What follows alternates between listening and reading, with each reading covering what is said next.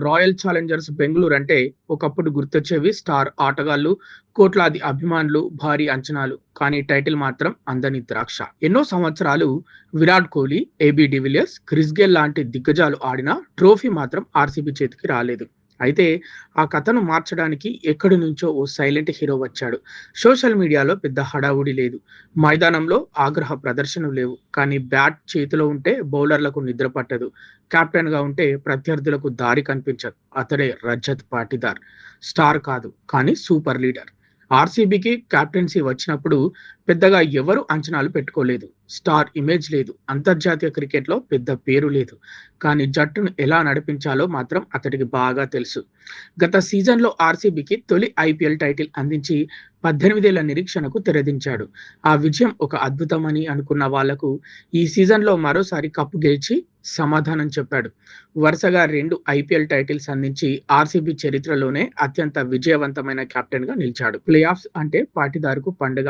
సాధారణ మ్యాచ్‌ల్లో రాణించే ఆటగాళ్లు చాలా మంది ఉంటారు. కానీ పెద్ద వేదికలపై ఒత్తిడి మధ్య నిలబడే వాళ్ళు చాలా అరుదు. పాటీదార్ ఆ కోవలకే వస్తాడు. 2022లో ఎలిమినేటర్ మ్యాచ్‌లో లక్నో సూపర్ జెయింట్స్ పై కేవలం 54 బంతుల్లో 112 పరుగులు చేసి అందరి దృష్టిని ఆకర్షించాడు. ప్లే ఆఫ్స్‌లో శతకం సాధించిన తొలి అన్‌క్యాప్డ్ ఆటగాడిగా చరిత్ర సృష్టించాడు. ఈ సీజన్ తొలి క్వాలిఫైయర్‌లో గుజరాత్ టైటాన్స్ పై కేవలం 33 బంతుల్లో 93 పరుగులతో విధ్వంసం సృష్టించాడు. అతడి 9 సిక్సర్లు మ్యాచ్‌ను ఏకపక్షంగా మార్చేశాయి. బ్యాటింగ్‌తోనే కాదు, కెప్టెన్‌గా తన బౌలింగ్ మార్పులు, ఫీల్డింగ్ సెట్టింగ్స్‌తో ప్రత్యర్థిని పూర్తిగా కట్టడి చేశాడు.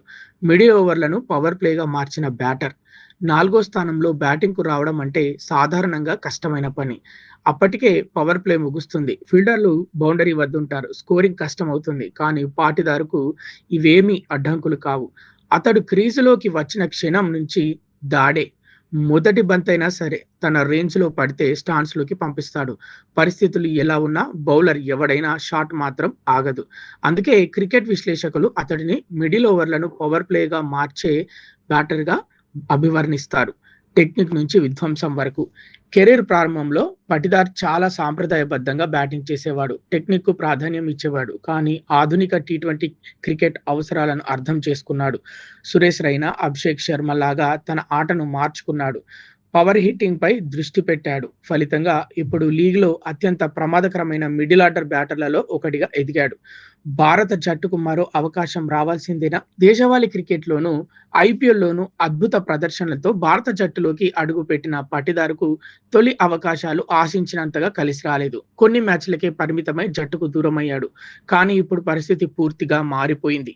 కెప్టెన్‌గా 2 ఐపీఎల్ టైటిల్స్, బ్యాటర్‌గా నిలకడైన ప్రదర్శనలు, ఒత్తిడి మ్యాచ్‌ల్లో అసాధారణ రికార్డులు ఇవన్నీ చూస్తే అతడిని మళ్లీ టీ20 జట్టులోకి తీసుకురావాలనే డిమాండ్ బలంగా వినిపిస్తోంది. ఆర్సీబీ కా సలార్. ఆర్సీబీని ఎన్నో ఏళ్లుగా స్టార్ ఆటగాళ్లు ముందుండి నడిపించారు. కానీ ట్రోఫీలు మాత్రం రాలేదు. ఒక సాధారణ మధ్యప్రదేశ్ క్రికెటర్ వచ్చాడు. పెద్దగా మాట్లాడలేదు. ప్రచారం కోరుకోలేదు. తన బ్యాట్‌తో, తన నాయకత్వంతో సమాధానం చెప్పాడు. ఒక్క టైటిల్ గెలిపించడం గొప్ప అయితే వరుసగా 2 టైటిల్స్ అందించడం చరిత్ర. అందుకే ఇప్పుడు ఆర్సీబీ అభిమానులు ఒక మాట చెప్తున్నారు. స్టార్లు చాలా మంది వచ్చారు. కానీ ఆర్సీబీ రాతను మాత్రం మార్చింది ఒక్కడే. అతడే ఆర్సీబీ కా సలార్ రజత్ పాటీదార్.